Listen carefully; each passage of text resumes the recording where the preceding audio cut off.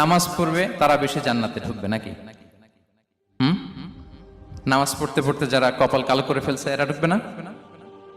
যারা হজ করতে করতে বড় হাজী সাহেব হয়েছে, জিকির করতে করতে হাতে 3-4টা তাসবিহ রেখেছে, তাদের কথা বলা হয়েছে।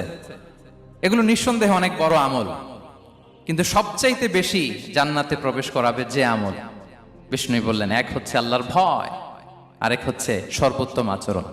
প্রিয় ভাইরা, ইসলামের মেজাজটাকে চিনে নেন, ইসলামের এসেন্সটাকে বুঝে নেন। আমরা ভালো আচরণকে গুরুত্ব দিতে চাই না। অনেক নামাজি লোক দেখবেন নামাজ পড়তে পড়তে কপালে কালো দাগ ফেলে দিছে, বাসায় বউয়ের সাথে খারাপ আচরণ করে, খিটখিটে মেজাজের, প্রতিবেশীর সাথে শুধু ঝগড়া, কলিগদের সাথে ঝগড়া, মারামারি, দুঃসম্পর্ক, এরকম আছে না নাই বলেন? আছে না?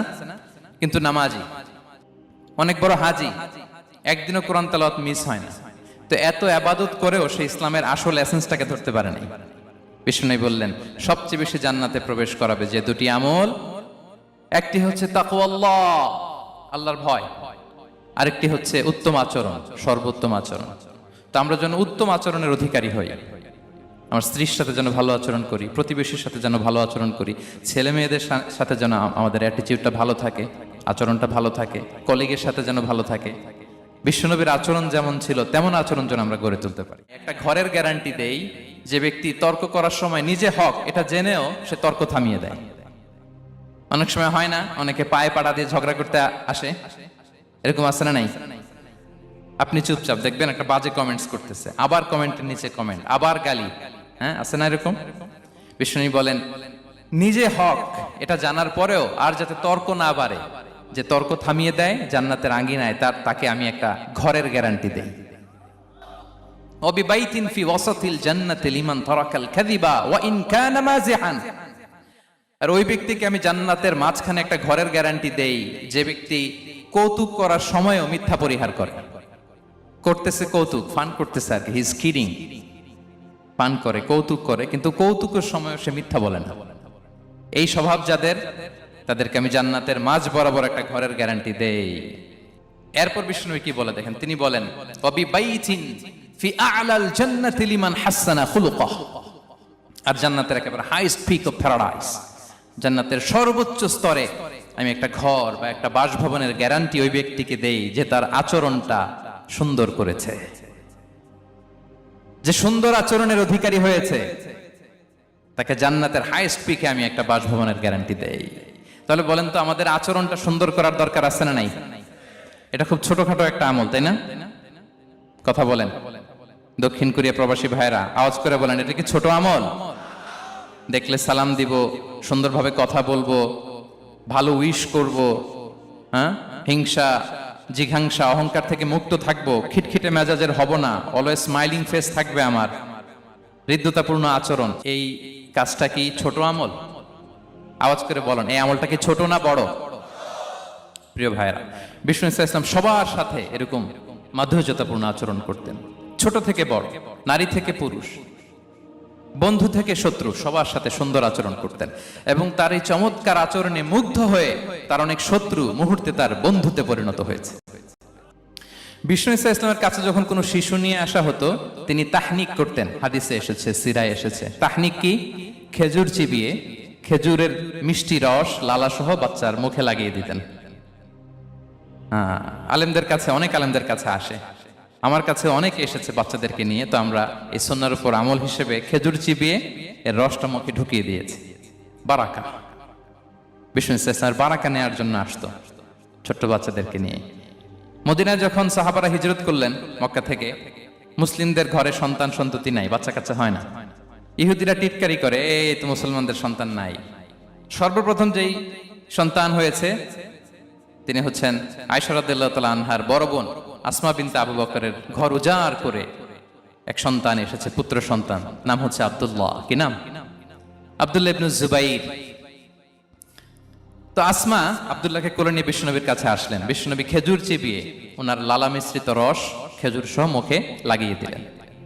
তো আসমা সবসময় গর্ব করে বলতেন যে আমার সন্তানের পাকস্থলীতে সর্বপ্রথম যেটা ঢুকেছে এটা হচ্ছে বিশ্বনবীর লালা মিশ্রিত খেজুরের রস। আল্লাহু আকবার। বাচ্চারা আসলে বিষ্ণুনবী তাহনিক করতেন, এবং এটা ল্যাবরেটরিক্যালি প্রুভড, সায়েন্টিফিক্যালি প্রুভড যে বাচ্চার জন্মের পরে এরকম মিষ্টি দিলে, স্পেশালি ডেটস নির্যাস যদি দেয়া হয়, তাহলে এটা তার ইমিউন সিস্টেম বাড়ায়, রোগ প্রতিরোধ ক্ষমতা বাড়ায়, তার ব্লাড সার্কুলেশন বাড়ায়, রক্ত সঞ্চালন বাড়ায়। বিষ্ণুনবী এটা করতেন। অনেক মায়েরা বরকতের জন্য বিষ্ণুনবীর কোলে বাচ্চা দিতেন, অনেক বাচ্চা বিষ্ণুনবীর কোলেই পেশাব করেছে, হাদিস সাক্ষী। ওখান থেকে মাসালা এসেছে, মেয়ে বাচ্চা পেশাব করলে কিভাবে ক্লিন হবে, ছেলে বাচ্চা পেশাব করলে কিভাবে ক্লিন হবে। বিষ্ণুনবী কোলে নিয়েছেন, পেশাব করে দিছে ভরায়া। আল্লাহু আকবার। বাচ্চাদের মাথায় তিনি হাত বুলিয়ে দিতেন। যেই বাচ্চার মাথায় বিষ্ণুনবী হাত বুলাতেন, ওই বাচ্চার মাথায় খুব বেশি বেশি চুল গজাতো। সুবহানাল্লাহ পড়বেন না? এক ভণ্ড, সেও ছিল নবী দাবিদার, মুসাইলামাতুল কাদ্দাব। সে নবীকে কপি করত, নবী যা যা করতো তাই করত। তো সেও তার এলাকায় অনেক বাচ্চাদের মাথায় হাত বুলাই দিতে শুরু করলো, যে মোহাম্মদ বাচ্চার মাথায় হাত বুলালে বাচ্চার মাথায় চুল বড় হয়, আমিও তাই করবো। সে বলতো আমিও নবী। সে বলতো নবু আনিস শুনলি ওয়ানিস শুনলাকে মোহাম্মদ, হে মোহাম্মদ, নবু তোমার অর্ধেক আমার অর্ধেক।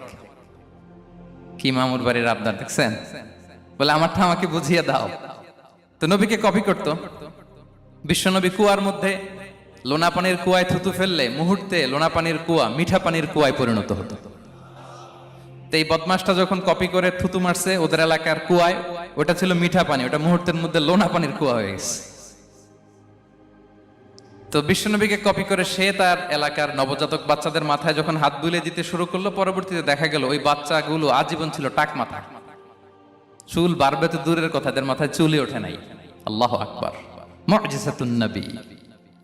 তো বিষ্ণুনবী মাথায় হাত বুলিয়ে দিতেন, বাচ্চাদেরকে চুমু খেতেন। আপনারা বাচ্চাদেরকে কোলে নেবেন, আদর করবেন, চুমু খাবেন, বিষ্ণুনবীর সুন্নাহ এটা। বাচ্চাদের সালাম দিতেন।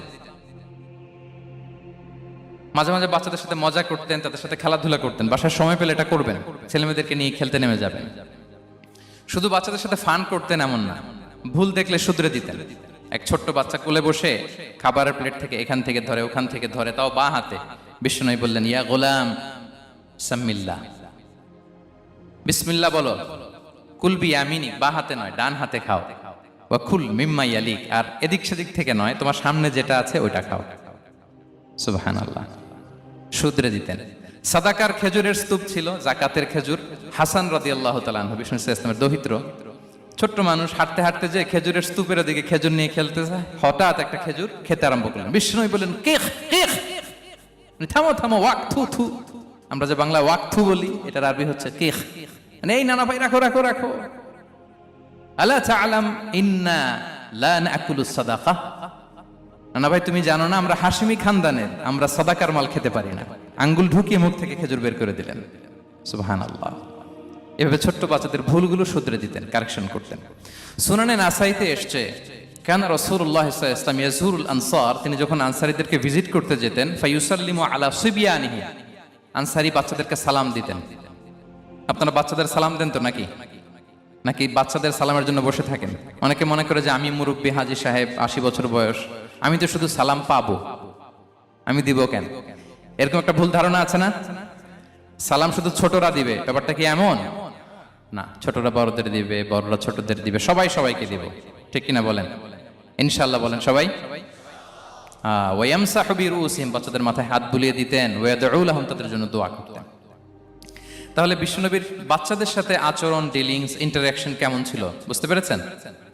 একবার এক নামাজে ওনার নাতিদেরকে নিয়ে হাজির হলেন, হাসান হুসাইন রাদিয়াল্লাহু আনহুমাকে নিয়ে।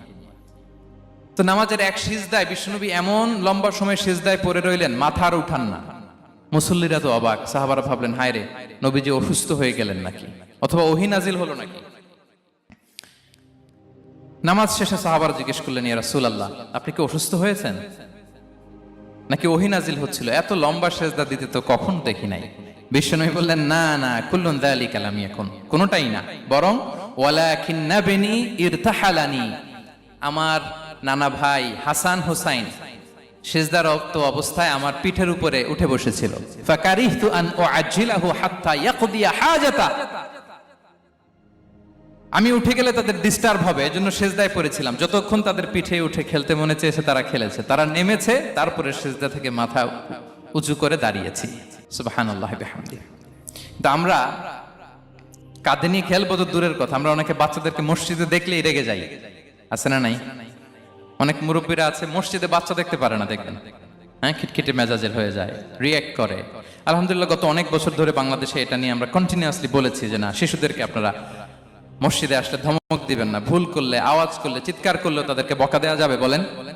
আজকে যদিও বকা খেয়ে মসজিদ থেকে ফিরে যায়, আর কোনোদিন মসজিদের দিকে পা বাড়াবে? ও যাবে ক্লাবে, হ্যাঁ, ও যাবে গানের কনসার্টে, আর ফেরাতে পারবেন মসজিদে?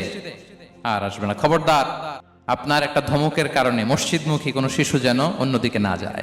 বুঝাবেন যে আব্বু এটা আমাদের ইবাদত গাহ, পবিত্র জায়গা, এখানে দুষ্টামি করতে হয় না, আওয়াজ করতে হয় না, আল্লাহ তোমাকে অনেক গুনাহ দিবে। গুনার ভয় দেখালে কিন্তু বাচ্চারা আর দুষ্টামি করে না, দেখবেন। ঠিক কিনা বলেন? এই সেন্সটা তাদের আছে, এভাবে বুঝাবেন। মুসনাদে আহমদ একটা হাদিস এসছে, বিষ্ণু ইসলাম